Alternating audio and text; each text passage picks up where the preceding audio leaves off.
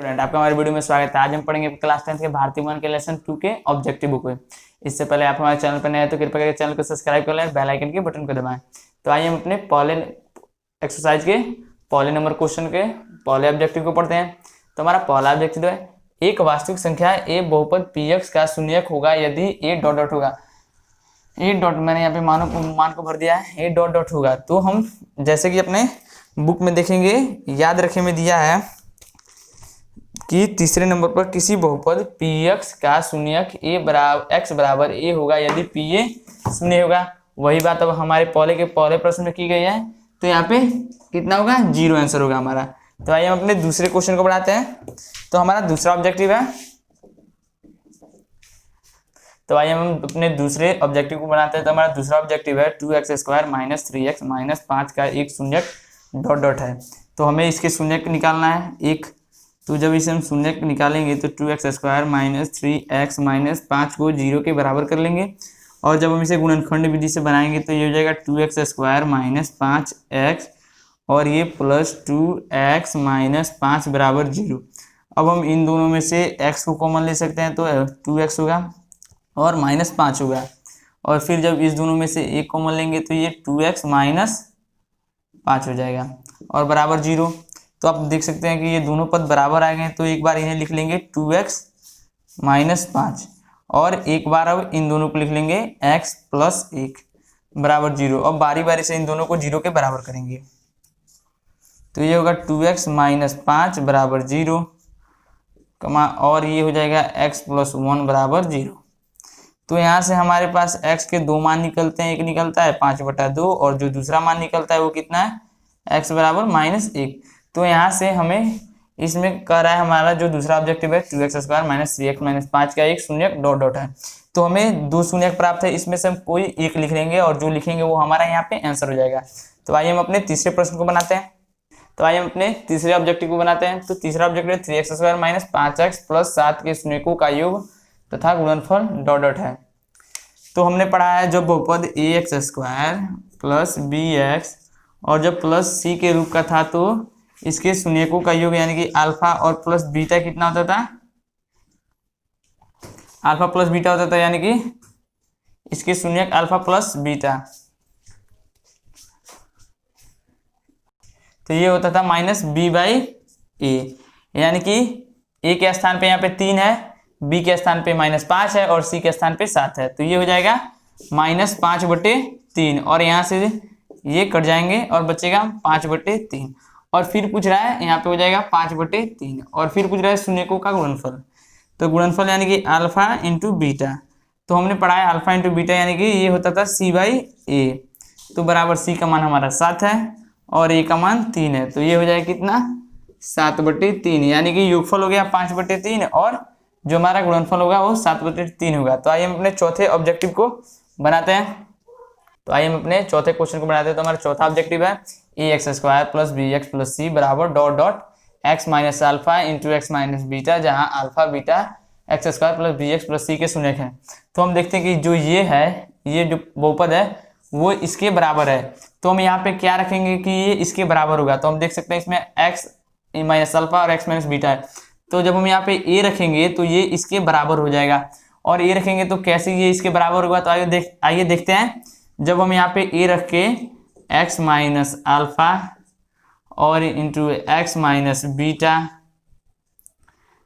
रख के सॉल्व जब हल करेंगे तो ये हो जाएगा a इंटू इसमें इससे गुणा कर लेंगे तो x स्क्वायर, इससे इसमें माइनस बीटा x और इससे इसमें करेंगे तो माइनस अल्फा x और फिर इससे इसमें करेंगे तो प्लस अल्फा बीटा। तो यहाँ से हम a इंटू एक्स स्क्वायर, इन दोनों में से हम x को कॉमन ले सकते हैं। तो ये हो जाएगा माइनस बीटा प्लस अल्फा हो जाएगा और ये हो जाएगा प्लस अल्फा बीटा। तो अब हम देख सकते हैं कि हमने पढ़ा है कि अल्फा प्लस बीटा का मान कितना होता था, माइनस b/a और अल्फा इंटू बीटा का मान कितना होता था, c/a। तो यहाँ से हम इसे इसके मानों को रख के सॉल्व करेंगे। तो तो ये हो जाएगा एक्स स्क्वायर माइनस अल्फा, यानी कि अल्फा और प्लस बीटा, यानी कि ये हो जाएगा सिर्फ ये उलट गया है, बीटा इधर आ गया, अल्फा इधर आ गया है, तो ये हो जाएगा माइनस बी बाई, और यहाँ पे एक्स है, minus b by a into x और प्लस अल्फा इंटू बीटा, यानी कि अल्फा इंटू बीटा बराबर हमने कितना पढ़ा था, सी बाई ए, तो ये हो जाएगा सी बाई ए। अब जब हम इसे हल करेंगे यहाँ से, तो ये हो जाएगा ए इंटू एक्स स्क्वायर, ये माइनस माइनस प्लस हो जाएगा, प्लस बी बटे ए एक्स, और ये प्लस हो जाएगा, ये हो जाएगा सी बटे ए। तो अब हम देख सकते हैं कि ये भिन्न के जोड़ का है इतना, तो इसका जब हम भिन्न का जोड़ करेंगे तो ये ए इंटू लॉसा ए हो जाएगा, ये हो जाएगा ए स्क्वायर, और ये हो जाएगा प्लस बी एक्स, और ये हो जाएगा प्लस सी। तो यहाँ से ए से ए कट जाएगा, बचेगा हमारा क्या, a x square plus b x plus c, यानी कि जब हमने यहाँ पे रिक्त स्थान पे ए रखा तो ये हमारा इसके बराबर हो जाएगा, इसलिए हमारा आंसर कितना होगा, ए। आइए हम अपने पांचवें क्वेश्चन को सॉल्व करते हैं। तो आइए हम अपने पांचवें ऑब्जेक्टिव को सॉल्व कर देते हैं, और पांचवा ऑब्जेक्टिव है यदि x square plus b x plus c के शून्य अल्फा बीटा हो तो अल्फा प्लस बीटा और अल्फा इंटू बीटा। तो हमने पढ़ा है जब बहुपद a x square plus b x और प्लस सी के रूप का होता था तो हमारा अल्फा और बीटा का मान कितना होता था, माइनस बी बाई ए, और फिर अल्फा इंटू बीटा का मान कितना होता था, सी बाई ए, यानी कि शून्यकों का योगफल माइनस बी बाई ए होता था और शून्यकों का गुणनफल सी बाई ए होता था। तो आइए हम अपने 6वें क्वेश्चन को बनाते हैं। तो हमारा 6वां क्वेश्चन है, तो आइए अपने 6वें ऑब्जेक्टिव है हमारा, यदि अल्फा बीटा गामा बहुपद a x cube plus b x square plus c x और प्लस डी के शून्यक हो तो alpha into beta plus beta into gamma और प्लस गामा इंटू अल्फा कितना होगा। तो ये हमने पढ़ा है सी बाई ए होगा। और फिर जो हमारा 7वां ऑब्जेक्टिव है वो है यदि alpha into beta alpha beta gamma बहुपद a x cube minus 7x square plus 5x plus 9 के शून्यक हो तो alpha beta gamma dot dot होगा। तो जब हमने पढ़ा है जब अल्फा बीटा और गामा का मान कितना होता था, माइनस डी बाई ए, तो यहाँ पे डी का मान 9, ए का मान 1, यानी कि ये हो जाएगा माइनस 9, हमारा ये आंसर हो जाएगा माइनस 9। इसी के साथ ये आपका एक्सरसाइज समाप्त हो गया।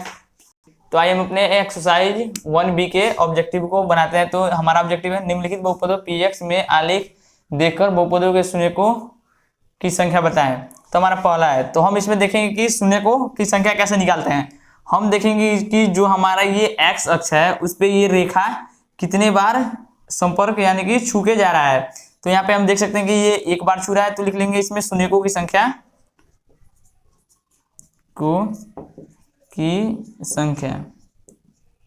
बराबर 1, यानी कि जितने बार छुएगा एक्स अक्ष को उतने ही शून्यकों की संख्या होगी। यानी कि इसमें देखें जो ये रेखा है वो एक्स अक्ष को 1 और 2 बार छू रहा है, तो यहाँ पे शून्यकों की संख्या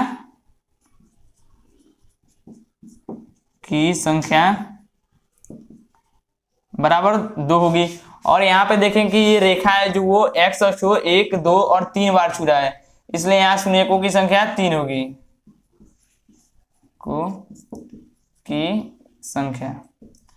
तो आइए हम अपने चौथे को देखते हैं अब।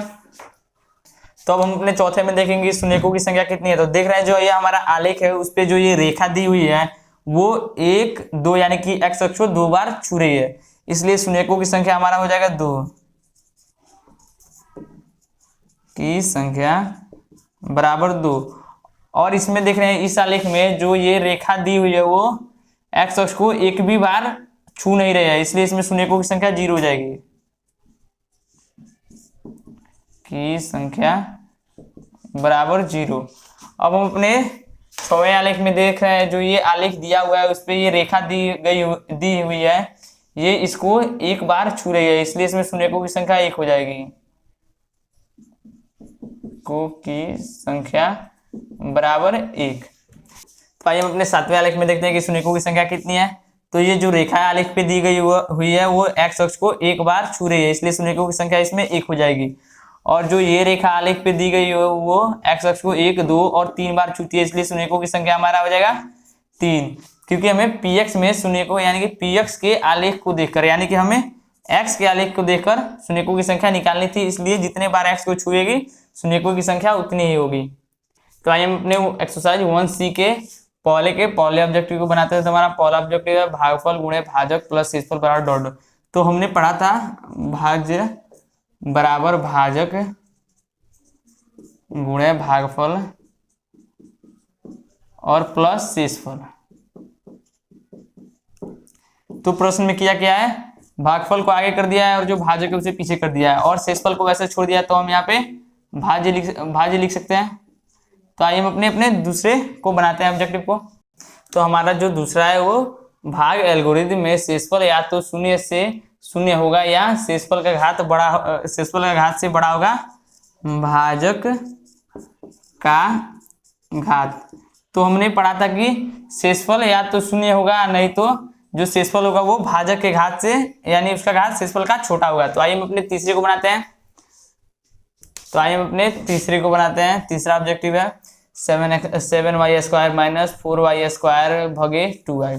तो जब हम 2y से 7y³ माइनस 4y² से भाग देंगे तो हम इसमें किससे गुणा करेंगे कि ये कट जाएगा। तो हम इसमें 7/2y² से गुणा करेंगे तो 2 से 2 कट जाएगा, बचे कितना 7y। तो इसमें हम 7/2y² से गुणा करेंगे तो ये कितना हो जाएगा 7y³ और प्लस का माइनस हो जाएगा और ये कट जाएगा, बचेगा -4y²। अब हम इसमें किससे गुणा करेंगे कि ये -4y² कट जाएगा। तो -2y से जब हम इसमें गुणा करेंगे तो ये कितना आ जाएगा -4y² और माइनस का प्लस हो जाएगा और ये कट जाएगा 0, यानी कि जो हमारे ये डॉट डॉट होगा वो होगा कितना 7/2y² माइनस 2y। तो आइए हम अपने चौथे को बनाते हैं। तो हमारे चौथे में दिया हुआ है कि px बराबर 5x² प्लस 3x प्लस 1 में qx से बराबर 2x से भाग दिया जाए तो भागफल का घात कितना होगा। तो 2x से 5x² प्लस 3x प्लस 1 यानी कि px में भाग देना है। तो हम इसमें किससे गुणा करेंगे कि ये हमारा कट जाएगा 5/2x से गुणा करेंगे तो ये कट जाएगा, क्योंकि 5/2x और गुणे 2 होगा तो यहाँ से 2 से 2 कट जाएगा, बचेगा 5x। तो ये हो जाएगा 5x² और इसके घात प्लस हो जाएंगे, माइनस कट जाएगा और प्लस बचेगा 3x प्लस 1। अब हम किससे गुणा करेंगे कि ये हमारा कट जाए 3x, तो प्लस 3/2 से जब गुणा करेंगे तो ये हमारा कट जाएगा, तो ये हो जाएगा 3x माइनस 1 बच गया ये। तो अब हमारा जो प्रश्न पूछ रहा है कि शेषफल का घात तो सॉरी भागफल का घात पूछ रहा है, तो लिखेंगे इसलिए भागफल का घात हो जाएगा कितना, देख सकते हैं x का अधिकतम यानी कि चर का अधिकतम घात कितना है 1, इसलिए भागफल का घात 1 हो जाएगा। यहाँ पे हमारा आंसर 1 हो जाएगा। तो आइए हम अपने पांचवें को बनाते हैं।